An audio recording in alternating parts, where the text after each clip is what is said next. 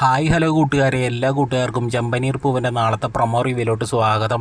ചെമ്പനീർ പൂവ് സീരിയലിനെ ഇഷ്ടപ്പെടുന്ന കൂട്ടുകാർ പ്രൊമോ റിവ്യൂ ഒന്ന് ലൈക്ക് അടിച്ചും ഹൈപ്പ് ചെയ്തും സബ്സ്ക്രൈബും ചെയ്ത് സപ്പോർട്ട് ചെയ്തിട്ട് കാണണേ. അങ്ങനെ നമ്മുടെ ശ്രീകാന്തിൻ്റെയും വർഷയുടെയും വിവാഹ വാർഷികം അതിഗംഭീരമായിട്ട് നടന്നുകൊണ്ടിരിക്കുകയാണ് കേട്ടോ.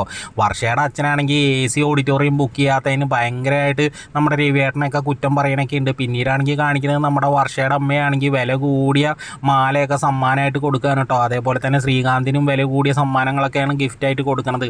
ഈ സമയം നമ്മുടെ വർഷയുടെ അച്ഛനാണെങ്കിൽ ഭയങ്കരമായിട്ട് പൊങ്ങച്ചം പറയാണ്. രവിയേട്ടനോടാണെങ്കിൽ ചോദിക്കുകയാണ്, ഞങ്ങളുടെ സ്റ്റാറ്റസിനനുസരിച്ചുള്ളതാണ് കൊടുക്കണത്, നിങ്ങളെന്താ കൊടുക്കണത്, താൻ എന്താണോ കൊടുക്കണത്, താൻ വല്ല സോപ്പ് വെട്ടിയും വളയും കമ്മലൊക്കെ ആണോ കൊടുക്കണമെന്നൊക്കെ പറഞ്ഞിട്ട് ഭയങ്കരമായിട്ട് കളിയാക്കാണ് കേട്ടോ. അതൊക്കെ കേൾക്കുമ്പോഴാണെങ്കിൽ നമ്മുടെ രവിയേട്ടനാണെങ്കിൽ ഭയങ്കര സങ്കടമാണ്. നമ്മുടെ അച്ഛമ്മയാണെങ്കിൽ ഇതൊക്കെ കേട്ട് നിൽക്കുകയാണ്. അച്ഛമ്മയ്ക്ക് ദേഷ്യം വന്നിട്ട് വർഷയുടെ അച്ഛനാണെങ്കിൽ കലിപ്പായിട്ട് അച്ഛമ്മ നോക്കുകയാണ് കേട്ടോ. ആ സമയത്താണെങ്കിൽ വർഷയുടെ അച്ഛനൊരു കോള് വരികയാണ്. ആ കോൾ അറ്റൻഡ് ചെയ്തിട്ട് പുറത്ത് മാറി നിന്നിട്ട് സംസാരിക്കുന്ന സമയത്ത് നമ്മുടെ അച്ഛമ്മയാണെങ്കിൽ ആരും കാണാണ്ട് പോയിട്ട് വർഷയുടെ അച്ഛൻ്റെ കഴുത്തിൻ്റെ ബാക്കിൽ കളരി കുത്തുകയാണ് കേട്ടോ. ആ ഒരു കുത്തിയോട് കൂടിയിട്ട് പുള്ളിക്കാരനൊന്നും അനങ്ങാൻ പറ്റാണ്ട് ഫോണും ചെവിയിൽ വെച്ചിട്ട് ഇങ്ങനെ നിൽക്കുകയാണ്.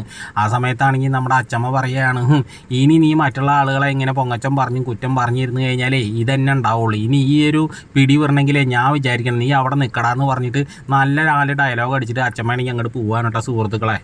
പിന്നീട് നമ്മുടെ സച്ചിൻ രേവതിയും വർഷയുടെ അച്ഛൻ്റെ കഴുത്തിൽ അച്ഛമ്മ കളരി കുത്തി വിവരം അറിഞ്ഞിട്ട് സച്ചിയാണെങ്കിൽ അച്ഛമ്മയോട് ചോദിക്കുകയാണ്, അച്ഛമ്മ എന്നെയും കൂടി ഒന്ന് പഠിപ്പിച്ചു തരുമോ ഈ വിദ്യ? അപ്പോഴാണെങ്കിൽ അച്ഛൻ പറയണം, നിന്നെ ഞാൻ പഠിപ്പിച്ചു തരില്ല. അതെന്താ അച്ഛമ്മേ? പകരം ഞാൻ വേറൊരാളെ പഠിപ്പിച്ചു കൊടുക്കുമെന്ന് പറയുന്നുണ്ട്. അത് ആരെന്ന് സച്ചി ചോദിക്കുമ്പോൾ അത് വേറെ ആരുമല്ല, അത് രേവതി മോളാണ്, രേവതിക്ക് ഞാൻ പഠിപ്പിച്ചു കൊടുക്കുമെന്ന് പറയാണ്. അത് കേട്ട രേവതിയാണെങ്കിൽ അച്ഛമ്മയോട് പറയണ്, അച്ഛമ്മ എന്നെ അത് പഠിപ്പിക്കണം അച്ഛമ്മ, നേരത്തെ ചില ആളുകളെ ഒരു കുത്തങ്ങോട്ട് കൊടുക്കണമെന്നൊക്കെ തോന്നുന്നു എന്ന് പറയണം കേട്ടോ. അത് കേൾക്കുമ്പോഴാണെങ്കിൽ സച്ചി ഒന്ന് പേടിച്ചിട്ട് ഇങ്ങനെ രേവതിയുടെ മുഖത്ത് നോക്കിയിട്ട് ഒന്ന് ചിരിക്കാനാട്ടോ സുഹൃത്തുക്കളെ. അപ്പോൾ എല്ലാവർക്കും ഈ പ്രൊമോ റിവ്യൂ ഇഷ്ടമായിട്ടെങ്കിൽ ഒന്ന് ലൈക്ക് അടിച്ചും ഹൈപ്പ് ചെയ്തും സബ്സ്ക്രൈബും ചെയ്ത് പോണേ.